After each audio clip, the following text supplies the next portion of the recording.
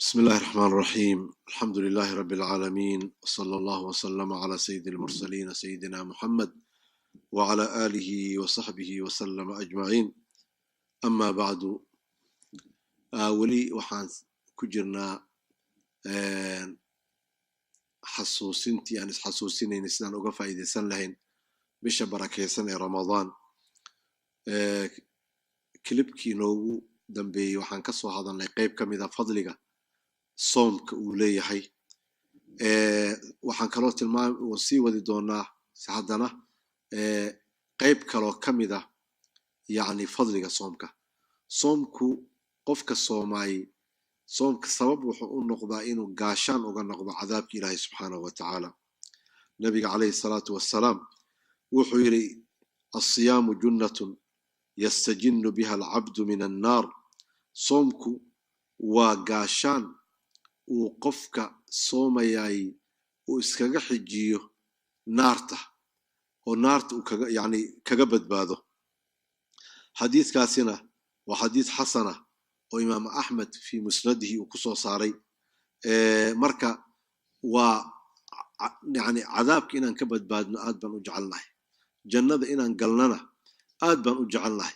marka soomku sababna wuxuu u noqdaa jannada gelideedii wuxuu kaloo sabab u noqdaa cadaabka ka badbaadidiisa oo isagaaba gaashaan ku noqonay sidoo kale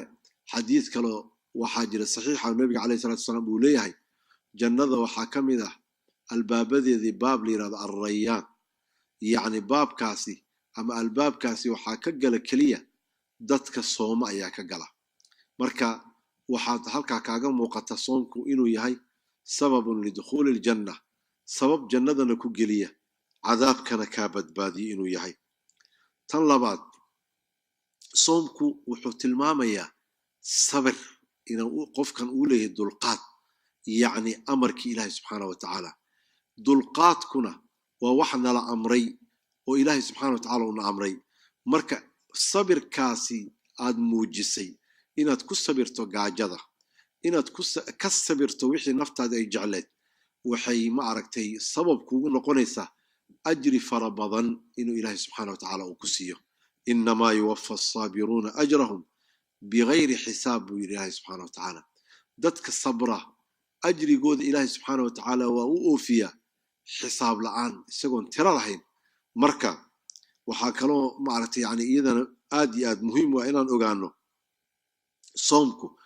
إن صاحب كيسي أما قف كيس صومي جري قيامة الشفاعي دون قيامة مركا لقارو qof walbaba runtii wuxuu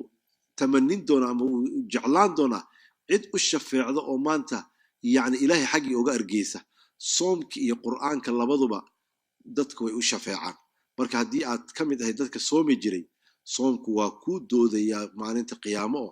oo ilaahay xaggiibuu kaaga shafeeci doonaa nabiga calayhi salaatu wassalaam xadiis isaguna yani imaam axmed uu soo saaray wuxuu leeyahy alsiyaamu waalqur'aanu yashfacaani lilcabdi yowma alqiyaama soomka iyo qur'aanka labaduba waxay u shafeecaan addoonka maalinta qiyaamo yaquulu siyaam ay rabbi manactuhu alطacaama washahwata fashaficnii fiih ilaahayow cuntadii iyo shahwadii iyo wixii uu jeclaa oo dhan baan u diidaye shafeecada aan u shafeecay iyo aqbal qur'aankan wuxuu odhanayaa ilaah hurdadii baan u diidaye markay dadka hurdaan buu i akhrin jiray ugu tukan jiray ilaahayow shafeecadayda u aqbal marka shafaacadoodan ilaahay subxana wa tacaala uu aqbalaya marka waa inaan sidaas uga faa'iidaysan wajazaakum allahu khayran ilaahay waxaan weydiisanayaa inuu nawaafajiyo khayrkaas oo uusan maaragtay yani shafaacada qur'aanka iyo shafaacada yani soonka labaduba yani aan helno haddii ilaah yidhaahdo wajazaakum allahu khayran calaa xusni istimaacikum wassalaamu calaykum waraxmat ullahi wabarakaatuh